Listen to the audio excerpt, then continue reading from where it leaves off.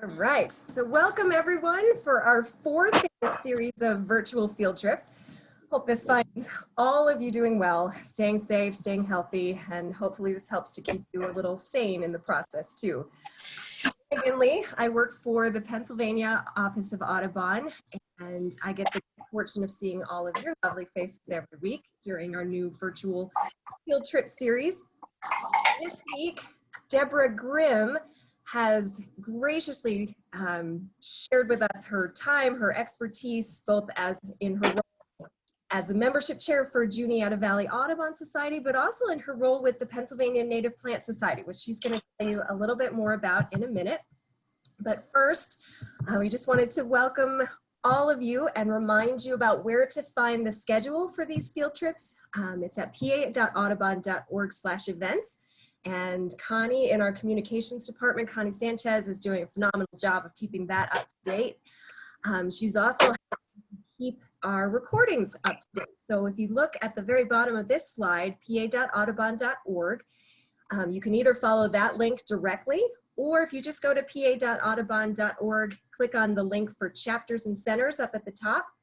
Not only will you get some fantastic information about the chapters in your local area, but if you scroll down a little further, you'll see a whole bunch of cedar waxwings on a log together, and that's the way you'll know you're in the right spot to click the link to get to the recordings. Each week we post a recording of the field trips. They're usually up within a day or so, but they will stay there in perpetuity. So whenever you'd like to see them or share them, please have a look.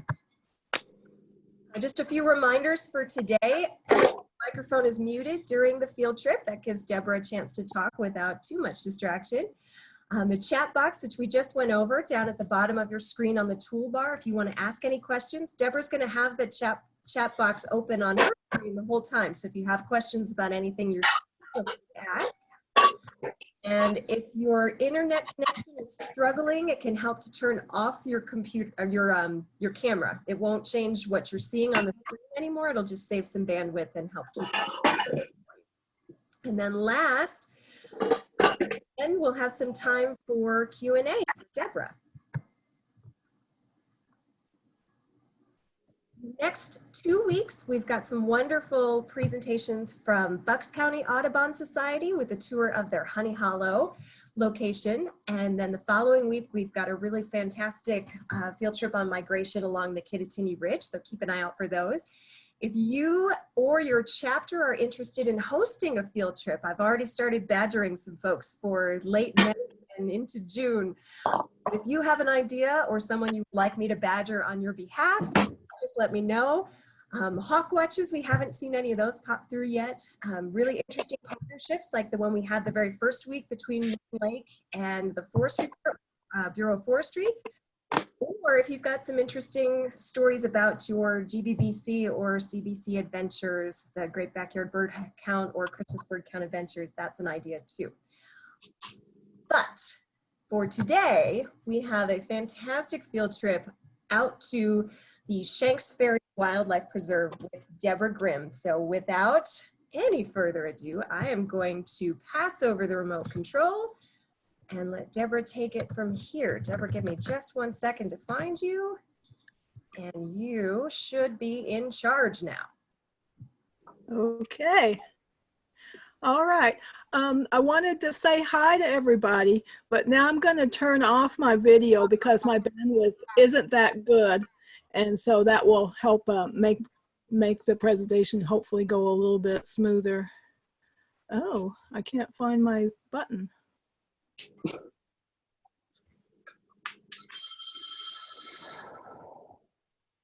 I can't find the button to turn off, to mute my, or to turn off my picture. Out in the, oh, it may have disappeared when I shared your screen.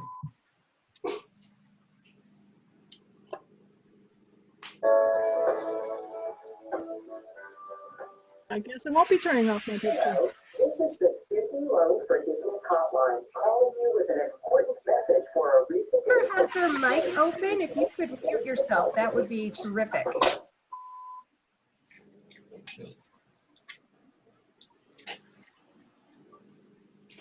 All right, Debra, you're up. Okay.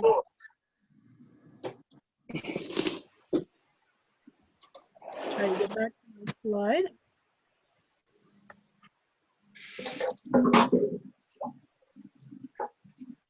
Okay. So as stated previously, I'm with the Juniata Valley Audubon Society. Same group as Laura was last week. She's also probably a founding member of that society, a very important member. Juniata Valley Audubon Society meets in Blair County, and they cover surrounding counties. I myself live in Huntingdon County, and I work in Center County. And a lot of people from Center County go to the Juniata Valley Audubon meetings as well. And I have to warn you, there are going to be no bird pictures in this trip. This is purely a wildflower walk.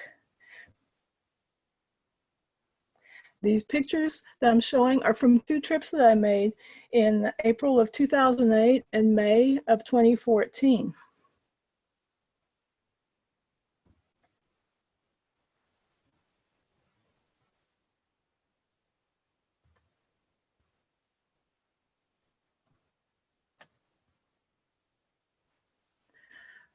I'm waiting for my slides to, oh, there they go. Now I'm probably going to advance to 2. Yep, I did.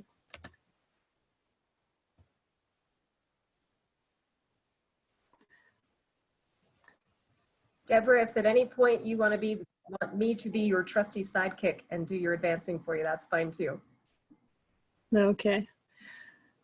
Shenks Ferry is located in Lancaster County. That's in the southeastern part of Pennsylvania. And it's along the Susquehanna River.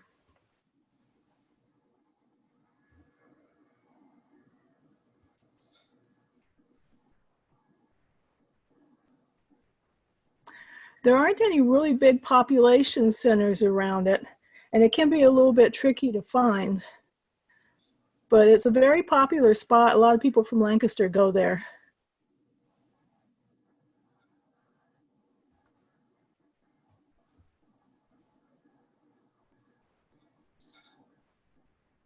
Now here's a map of the preserve. At the time I visited there, this was owned by PPL and they maintained it as a wildflower preserve. However, I believe in 2014, they donated it to the Lancaster Conservancy, and that's who takes care of it now.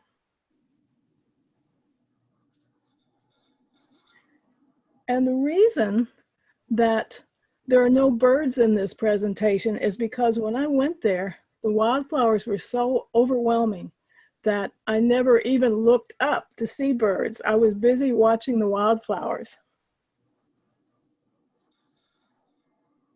In fact, when I parked there, I was parked a little bit further from the entrance than I realized because it's a very popular very popular spot, and the parking lots were all full. So I was admiring wildflowers all around the parking lot, and on my way in, I was supposed to meet someone at the entrance, and I missed her because it took me so long to get there. She gave up on me. So I hope she was able to go ahead along the trail and enjoy the trip. We never did find each other.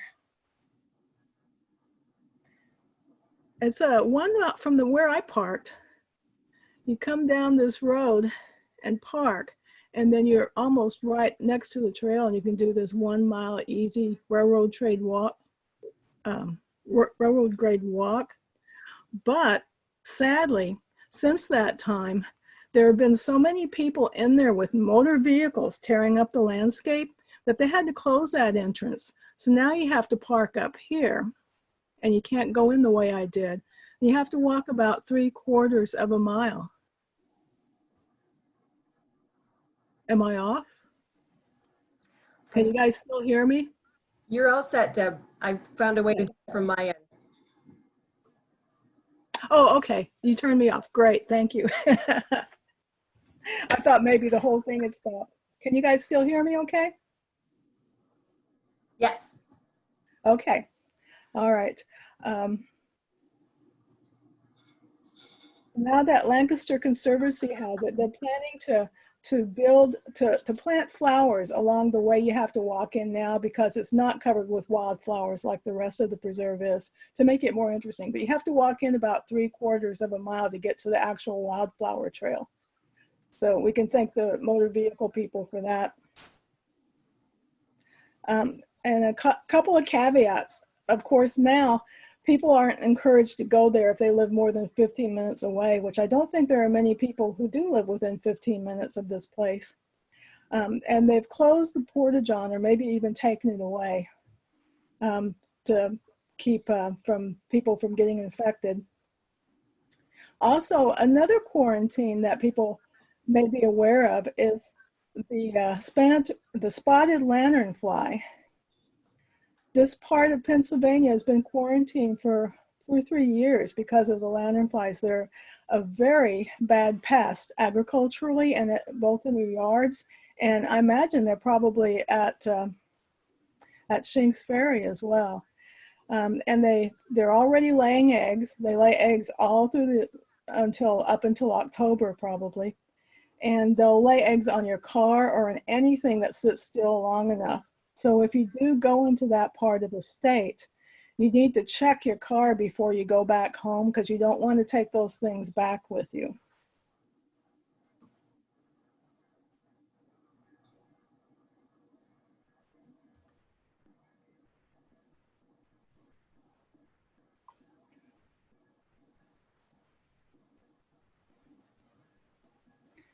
Okay, there's a lot of history in this area. It's been settled for a long time. There's been a lot of mining, and of course there are the railroads going through. Native Americans have been there at least since 1300. There is a group called the Shenks Ferry culture that was discovered from excavations in this area. They are clearly different from some of the other native people around. They have a stockier, heavier bone structure. And their villages, there's evidence that they erected solstice marker posts in their village. And they also buried people on an east-west axis so that their heads are pointing to the east. And it's unusual to find people from that time period in that part of the world who use the solstice, use the movements of the sun in this way. And this picture that I'm showing is a screenshot from a site that has some of the history, and it's showing a dynamite factory that was there. And dynamite factories had wooden floors, and the powder would fall down between the floorboards, and sooner or later it'd spark and the thing would blow up. So there was this tremendous explosion in 1906, and the surrounding woods were flattened. 11 people were killed, and the carnage was such that all the remains were gathered into one coffin. So that's some of the grisly history of the area.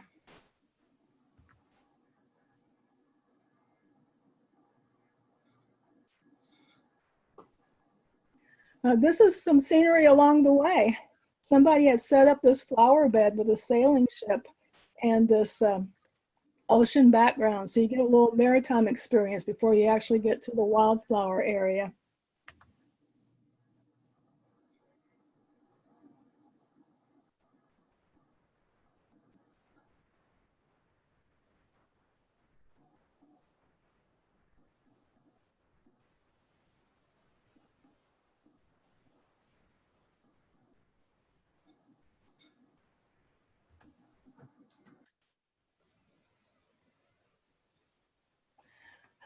This beautiful tunnel is along the road that goes to the parking area. I'm not sure you go through the tunnel anymore now that they've closed off part of the road, but it's a railroad tunnel, an overpass for the road, and it's beautifully made. It's a wonderful, well-built tunnel. And then when you get to the actual trail, you see these steep slopes. This is kind of typical of good wildflower areas. They're all growing on the steep slope. It's facing down to Grub Run, which runs through the middle of the sanctuary and flows into the Susquehanna River. You don't actually see the Susquehanna from here, but you're very close to it. and this nice, easy railroad grade trail. And you can see that blue haze on the slopes.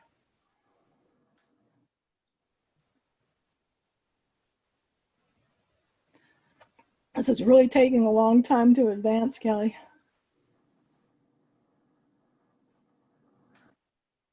There we go. These are Virginia bluebells. They're members of the borage family. And they're pollinated by bumblebees and other long-tongued bees.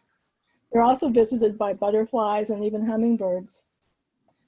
They spread very well from seeds and rhizomes, but also the seeds get spread by river flooding. So you'll often find little patches of these alongside the riverbanks where they've been washed in and planted there. And most of the flowers here that I'm showing are spring ephemerals. And what that means is that they have a strategy for reproduction where they come up and bloom early in the year before the trees leave out. And that way they're done with that and set their seeds before the shade comes and they can no longer get the sunlight they need for the flowers. And then everything just dies back and there's no trace of them again until the next spring. And Virginia bluebells fall into that category. And these, by the way, are very easy to grow in your own flower beds. Of course, don't dig them up from the wild, get them from reputable dealers. But they make very nice addition to your flower beds.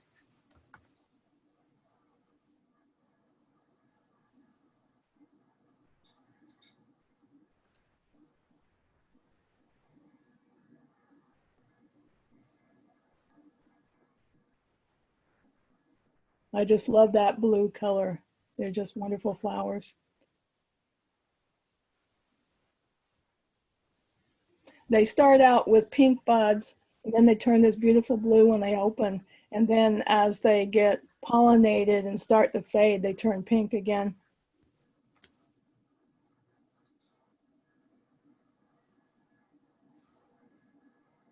Now here we have Wake Robin Trillium. Now where I live in Huntington County, most of these trilliums are red, or some people call them purple. But at Shenks Ferry, we have the white form.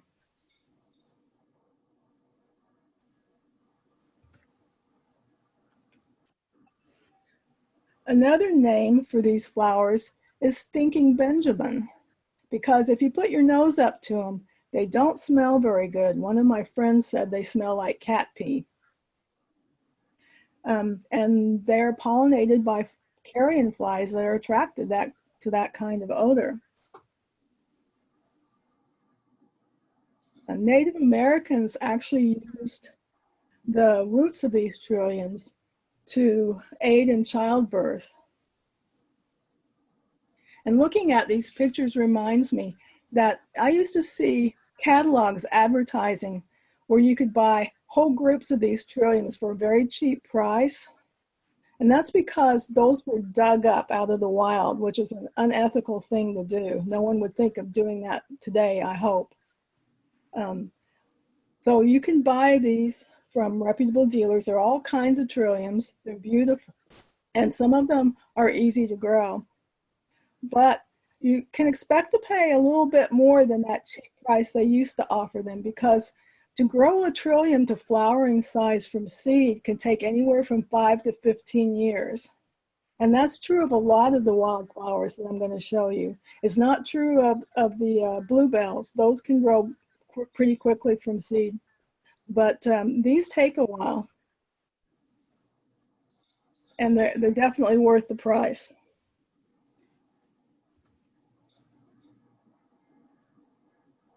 Now this is squirrel corn. It's in the fumitory family. You see the heart-shaped flower. It may remind you of the garden bleeding hearts that people grow, which are from Asia, but they're a common garden plant. And these are close relatives. They're called squirrel corn because they have these little um, nodules that are like little yellow tubers along their root systems. And chipmunks will dig them up and eat them, and also plant the ones that they don't manage to eat.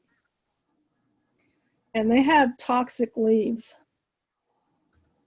And they're pollinated by early bees like queen bumblebees that have long tongues. And the tongues have to go from the bottom tip of the flower where the bee lands way up into those heart-shaped lobes, which are spurs where the nectar is.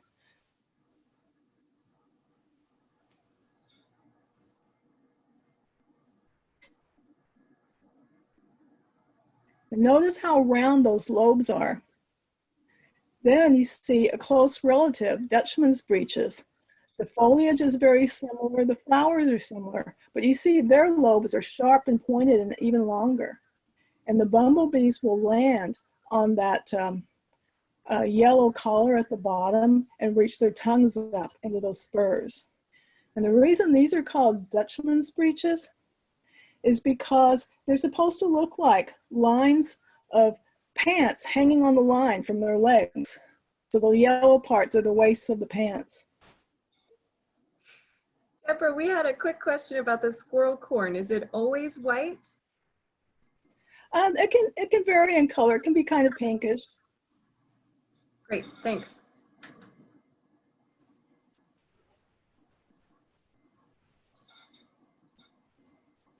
Some bees want to get at the nectar that don't have long tongues, so they cheat. They sit on the tip of the spur and they chew their way in.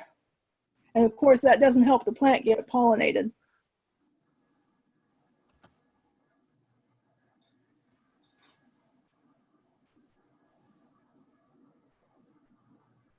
And I just think they're very charming little plants.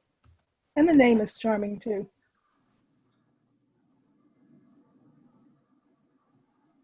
Okay, this is early saxifrage, very tiny flowers, but you see these growing especially on the rocks. And saxifrage is a word that comes from the phrase stonebreaker. Strangely, these are no longer considered to be saxifrages. The genus has been reorganized, and now they're called Micranthes virginiensis instead of Saxifraga virginiensis.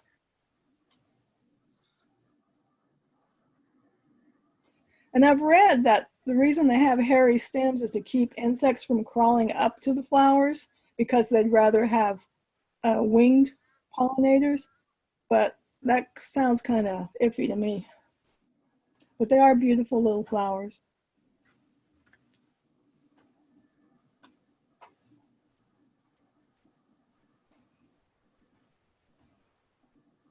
Now these are spring beauties. They're in the purslane family. They grow from an underground tuber, kind of like a little potato. And it's said to have a sweet chestnut-like flavor. Native Americans ate them, colonists ate them. They called them fairy spuds. And Yule Gibbons, in his book, Stalking the Wild Asparagus, devoted a whole chapter to these. They attract large numbers of native bees. And according to the Xerces Society, they also attract insects that prey upon or parasitize many garden pests. The flowers open up when it's sunny and close again when it's cloudy or at night, and the stems kind of relax and flop down. So they stand back up when the sun comes out again. And the spring beauties are better at surviving environmental degradation than a lot of the other wildflowers. So they can occur in lawns and places where cattle have grazed or where the trees have been cut, which makes them very common still. Now you see blue cohosh. This plant is widely used in medicine. You can even buy supplements from it from the store, but it's a dangerous plant to use. It can be very toxic, but it has a whole range of uses. that the Native Americans used them for, and also even today, a lot of people use them and grow them. But I just like them because I think the leaves are pretty, and I love the details of these tiny flowers. And these are in the barberry family. It's from Cohosh is from an Algonquin Indian word meaning rough, and it refers to the appearance of the roots. And some people roast the seeds and use them for a coffee substitute.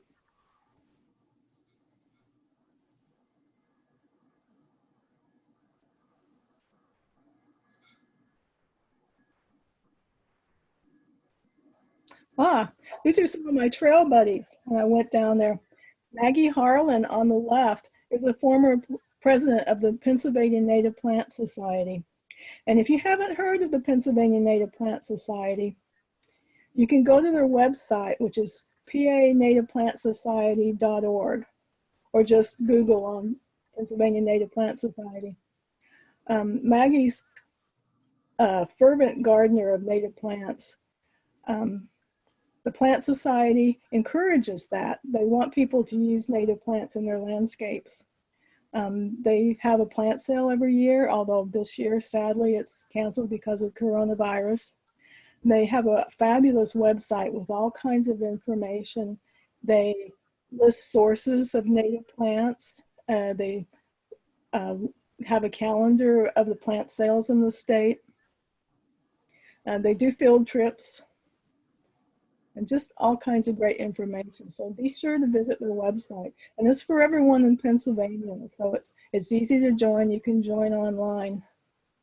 And on the right in this photo is Jean Aaron. She wrote a book called The Short Hiker, which is a great introduction to hiking trails in Centre County and surrounding areas. Deborah, if I could interrupt you for just a second, there was a note in the chat about their Facebook page, the Pennsylvania Native Plant Society, and I second the comment that was made because I learned so much from that chat group. They will not only share beautiful, beautiful photos, but you can also post pictures of things you want help identifying, and they will walk you through it. I mean, the breadth of knowledge in the people that monitor that page is just, it's magnificent. Yeah, there's a lot of great people in that group. Okay, this is wild blue phlox.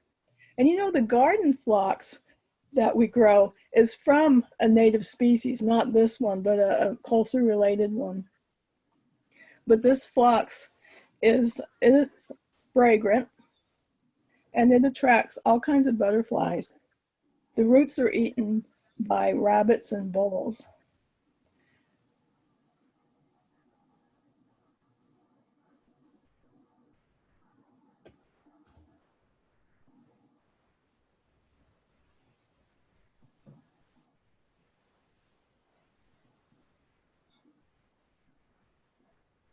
Yeah, it's a great butterfly attractor, and they're the best pollinators for it.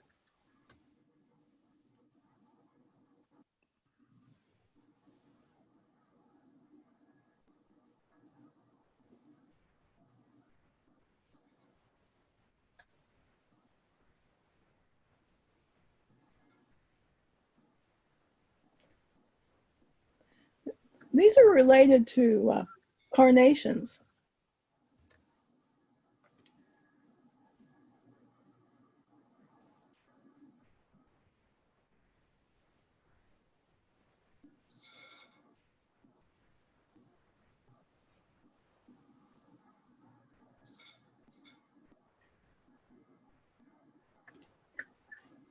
Here you see mayaples growing around this beech tree. They're interesting little plants. They make these umbrella-shaped leaves. And when they have just one leaf, they're not blooming. But the ones that have two leaves are going to produce a flower. And the flower will grow right in the fork between the two leaves and hang down, this big white waxy flower.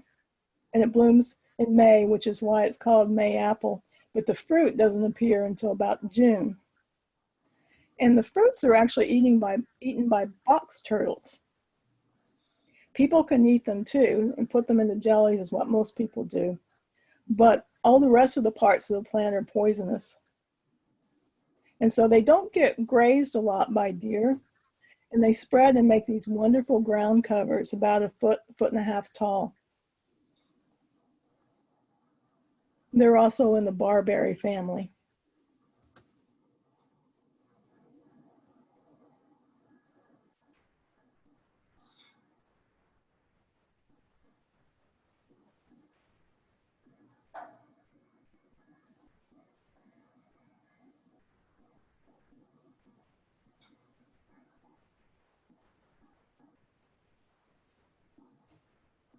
This is another artifact from the railroad.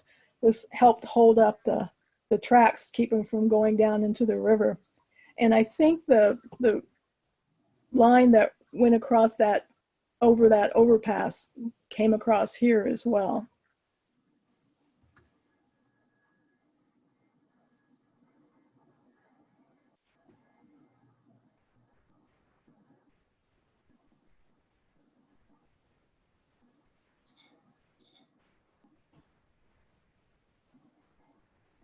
And there are all kinds of violets there. And I'm not very good at violet identification, so I just kind of winged it on these names. So if you see I've got wrong names, be sure to correct me because I may have them wrong.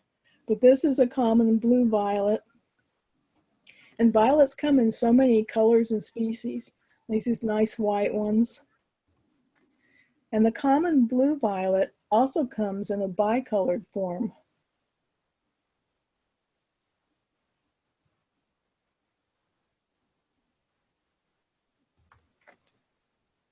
Interesting thing about violets is that they do produce seeds from pollinated flowers, but they can also self-pollinate.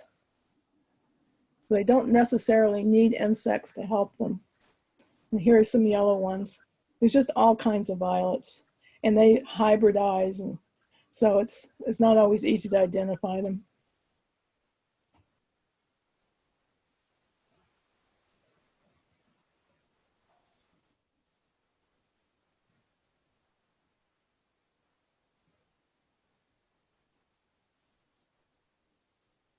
And you see a lot of these wonderful little rock gardens. So here we have some early saxifrage on the left and some squirrel corn at the top, and then some wild stonecrop, which is a kind of sedum down below. And those are all native plants.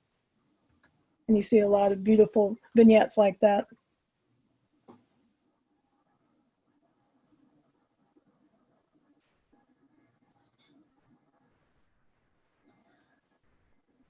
And that was squirrel corn growing above the stonecrop.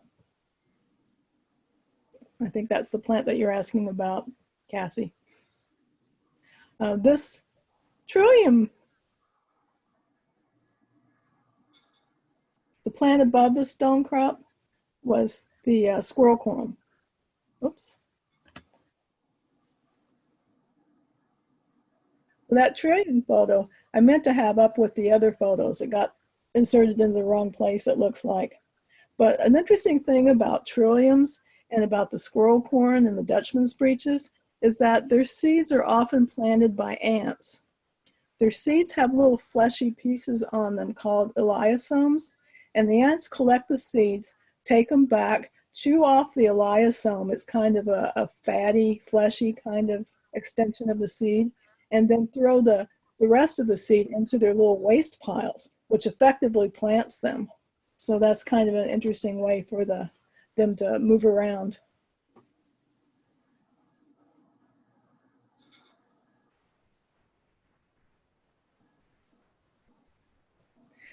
Now I talked about ephemerals that do everything in the spring and then disappear. This plant's kind of the opposite. Putty root is a kind of orchid. These leaves, which are about 6 inches long, come up in November, and they're there all winter long. So you see them in the woods like this, and they're very distinctive. They have those ridges along the leaves, and I think they're quite attractive. Now the flower comes up just as the leaf is dying away in May. And it's very tiny orchid-shaped flowers in little clusters on a stem. But they're not very showy, and you probably wouldn't even notice them. But I think the leaves are just outstanding.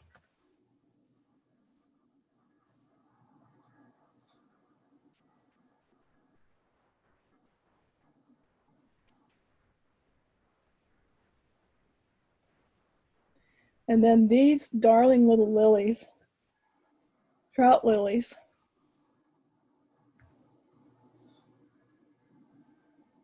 One of the cutest little spring wildflowers, I think. These are called trout lilies because of the mottling on their leaves. They're supposed to look like, I guess, like speckled trout. And these can form sizable colonies in the woods that can be 200 or 300 years old. They spread slowly, but they spread by their roots, by runners. And in a colony, usually fewer than 1% of the flowers of the plants actually flower. Most of the plants will just have one leaf. But when they get ready to flower, they'll put out 2 leaves, and then you'll get the flower. And these are also spread by ants. They have eliosomes on their seeds. And you can eat them. They're supposed to have a very mild flavor, and you can eat the roots. They're supposed to have a cucumber-like taste. However, they are emetics, so if you eat very much of them, you will get sick. Supposedly, black bears dig them up to eat them. And of course, chipmunks eat them. And they attract long-tongued bees and butterflies too. And they come in a white species, which is a darling little thing that some people call fawn lily. They also have a lot of medical uses. They have been used as contraceptives.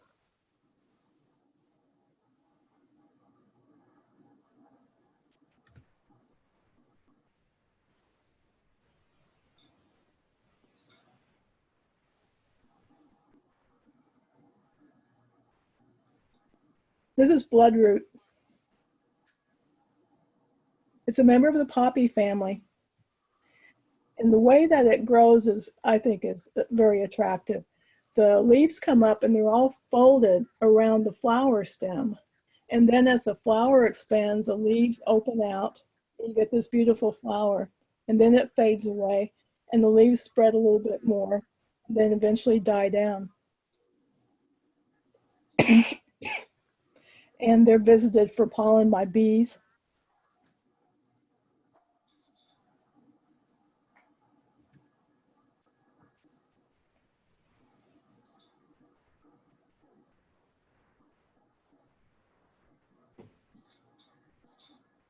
Now here's another plant that doesn't follow the same ephemeral plant plan. These leaves persist all winter. And then just when it's getting ready to bloom, the leaves fade away and new ones come up. These are a member of the buttercup family. And they provide deer browse because the leaves are there in the winter, even though they're pretty low down. And the little flowers are just adorable. And you see these fuzzy stems, and even the sepals on the flowers are fuzzy. And they can come from anywhere from blue to purple to white, and they'll fade as they're blooming so that they change color too.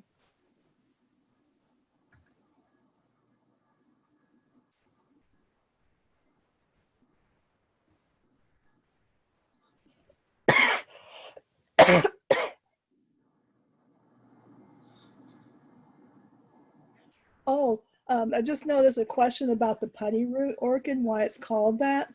When you cut the root, it has this kind of slimy goo that comes out, and people have actually used those to glue things together. This photo, I just included it because it added a bit of landscape drama. But also, seem to recall seeing liverworts on these rocks. And unfortunately, I don't have any pictures of those, but liverworts are pretty interesting plants, I guess you would call them. So you might want to look them up sometime if you're interested in that kind of thing. They're fun to see.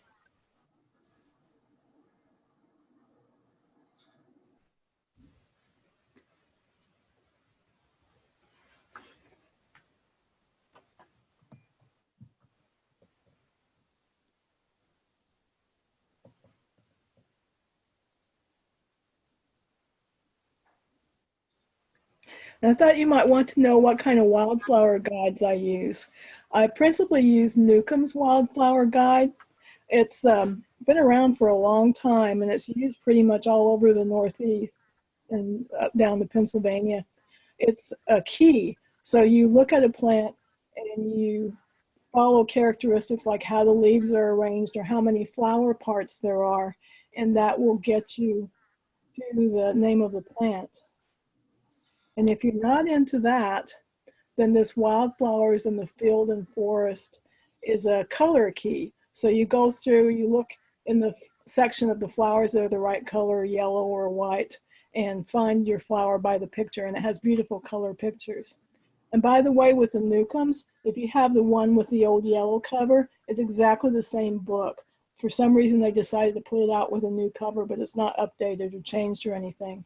And some of the plant names in it will be older than the current plant names. So if you want the real plant names, The Plants of Pennsylvania is your book. This one's also getting a little older, but it's a big, thick book. It's not a field guide, but you can key out any plant in Pennsylvania with it.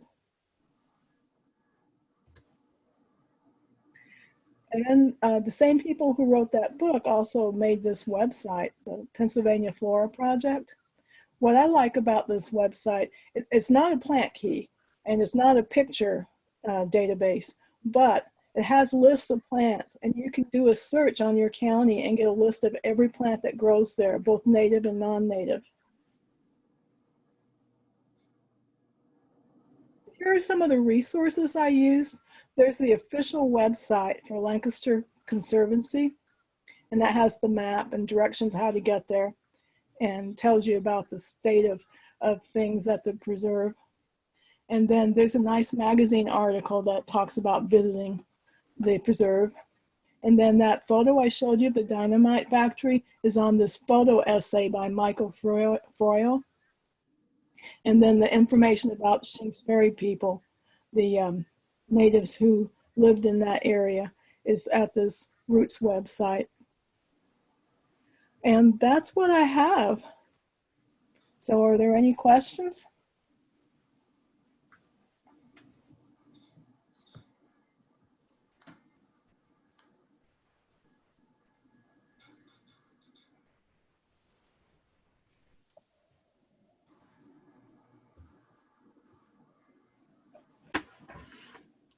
Deborah, thank you so much for that tour. Remind us again where Shenks Ferry Wildflower Preserve is. It's in Lancaster County on the Susquehanna River. Great. And if you go to this website, the lancasterconservancy.org, it'll give you directions how to get there. You might get lost, but it's worth it in the end. Some of the best trips are where you get lost on your way. So I'm going to turn off the share now. Does anyone have any questions for Deborah? And be sure to put it in the chat box or turn off the mute at the bottom left-hand corner of your screen. Deborah, do hummingbirds, whoop, hold on. I had it for a second. Do hummingbirds feed on the bluebells? Yes, I think they do. It's certainly the right shape for hummingbirds to visit. They're a little bit low to the ground, but I believe they do. One way to find reputable nurseries that sell these plants is to go to that Pennsylvania Native Plant Society website that I told you about. They have lists of nurseries there. Another option for reputable nurseries, if you go on to audubon.org /native plants, or there's a number of different ways to get to it from the homepage.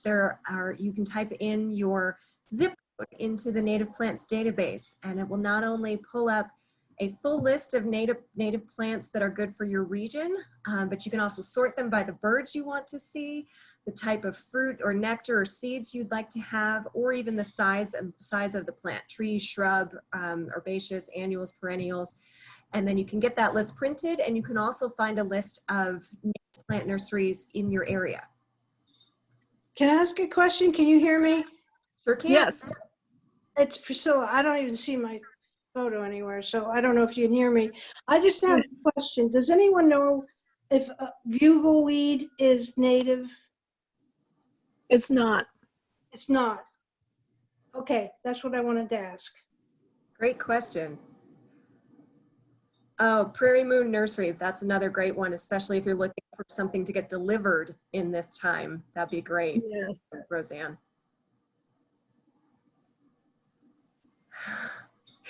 Deborah, did you see this comment from Laura about the good luck charm that is your presentation?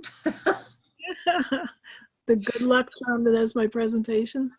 In case anyone's not looking at the chat box, Laura, who did last week's field trip, just said she had her first hummingbird show up during today's field trip. Oh, that's wonderful. I was just talking to my mom the other day. She lives in northern Arkansas, and she just got her first hummingbird. She was really excited. Deborah, can you talk a little bit about, I don't know that you have one answer to this question, but the best time frame to go, or what you might expect to see in late spring, early summer, midsummer? I've only been there in the early spring, and that's what it's most famous for. So anywhere from mid-April to mid-May is wonderful. But there are lots of summer flowers there, I understand, and I'm sure it would be worth visiting in the summer too. Great. And of course, you could probably go birding there anytime, which I might do someday if I can never stop looking at the flowers. Fair enough.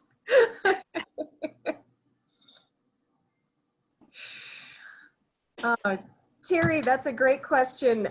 Both today's presentation and all of the past field trips are available at pa.audubon.org. If you just click on the chapters and centers link up at the top and scroll down, you'll see a link to all of the previous recordings. Deborah's won't be up today, but it'll likely be up by tomorrow.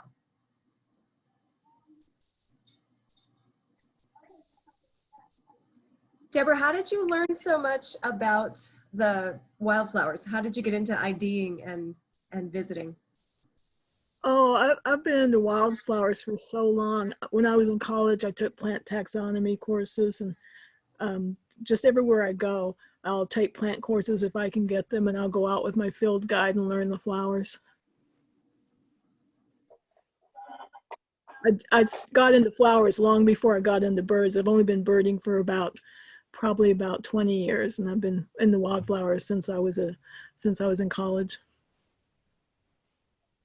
And if you don't mind, talk just a little bit more about the first guide that you mentioned with the key and how you go about using it.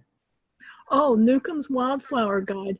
Yeah, you start in the front of the book, the keys there, and it gives you two pairs of options. And I ask you something like, is it a woody plant or is it not? So then it has letters to go to in the next part of the key. So if it's a woody plant, you go here, and if it's not a woody plant, you go here. And then I'll ask you things like, are the leaves opposite or alternate? And you keep answering those questions and going to the part it directs you to until you end up at the species. And then they'll send you to a page where you can look at the picture. And most of the pictures are drawings. It doesn't have photographs, and it doesn't have only a few color pictures, but it'll have a drawing and a description of the plant.